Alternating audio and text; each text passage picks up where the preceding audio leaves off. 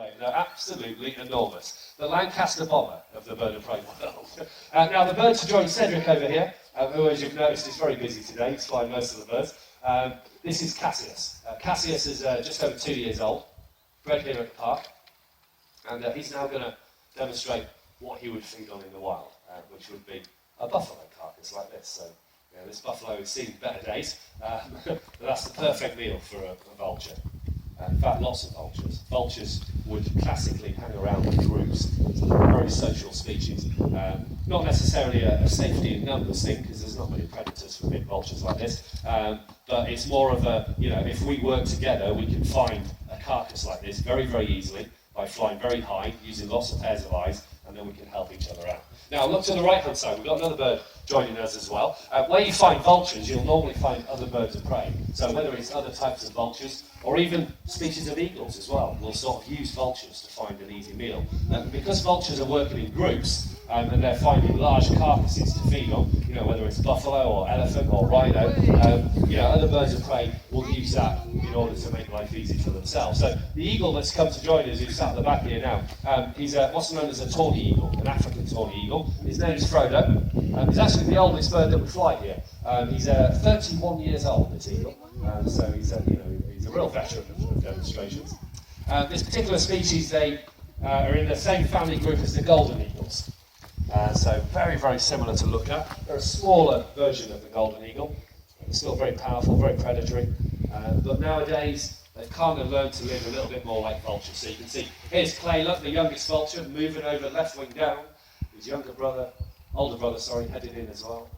Little crossover flight. Frodo coming in behind us. We've got birds everywhere. You've got a job to know where to look at you. As you can see there as well, vultures are very clumsy when they land as well. Particularly the big vultures, they tend to need a little bit of help. Look, if he was an aeroplane, you definitely wouldn't go up on him, that's for sure. Frodo down at the carcass as well. You'd normally associate the larger eagles like this as purely being predatory, but these are a perfect example that, again, they're quite clever. If you can feed on a carcass that vultures have found, much easier than catching a hare or a game bird out in Africa, so they always go for an easy life. Using their big wingspan, like you can see Clay over there, to just ride the air. And once they get up 100 foot, 200 foot in the air, they can just set their wings and fly. And out in Africa, they'll use thermals to go up very, very high to search for food. So they're using height as an advantage to find an easy meal. We've got a wild red kite coming back into the arena. There we go, not our bird. Very identifiable by the fork in the tail, the long tail and the V in the tail.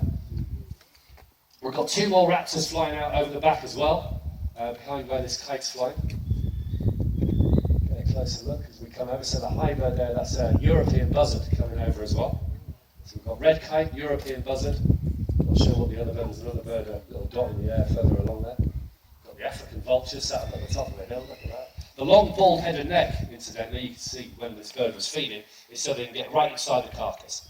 The big vultures are normally the only vultures that have got a very bald head, because they spend most of their time feeding on the insides of an animal, because they're powerful and dominant. So they would normally feed first on a carcass. So where you see 100 vultures surrounding a dead rhino or a large antelope all feeding together, certain birds will feed first, and that's normally a size thing. Big vultures feed first, then it goes down in size. And depending on the size of the vulture, depends on what part of an animal it will feed on. Which I always think is really interesting, how sort of nature has sort of made that happen.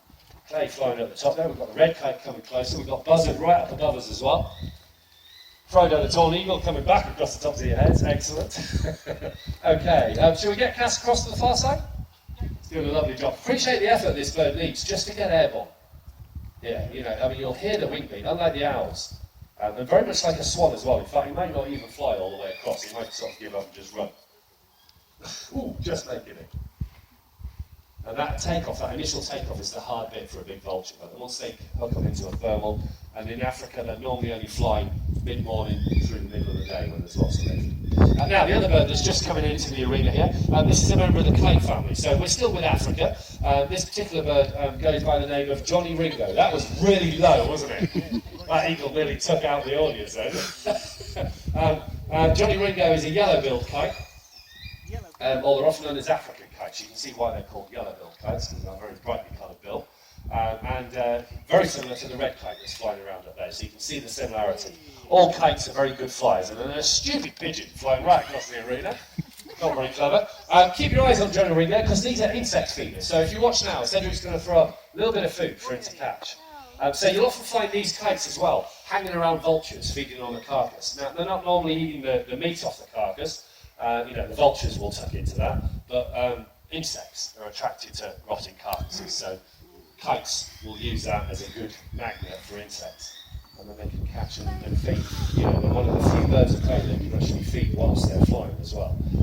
And so they've got this amazing sort of multitasking behaviour in mid-air, which is just really energy efficient. And the kites are definitely the acrobats of the air. They're very manoeuvrable, very quick on the turn, and very efficient flyers as well. Now these African kites, as you can see, look, we've got a second red kite as well. They're a smaller version of our indigenous red kites. These red kites here, they're the early kites that you'll naturally find in the UK. Look, we've got a bit of a sparring match going on again here with the red kites. Johnny Ringo wants to be careful he doesn't get caught in the mix as well. Should we go for what? Do you want to do a couple of catches close up as well? Go on, go for it. Anyone with a camera, this will be a good test of your camera ability. See if you can get a picture of this kite catching food in mid-air, all the way above you.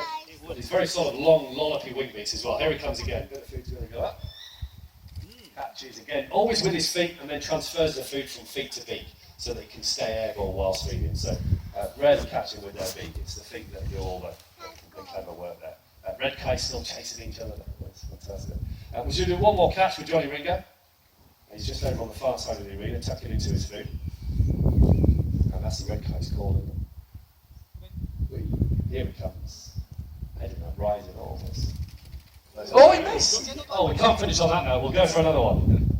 Swinging around again. Here we go. Right across the top of your head. And another one. Got it. Very good. Can we have a round of applause with Johnny Ringo? Fantastic.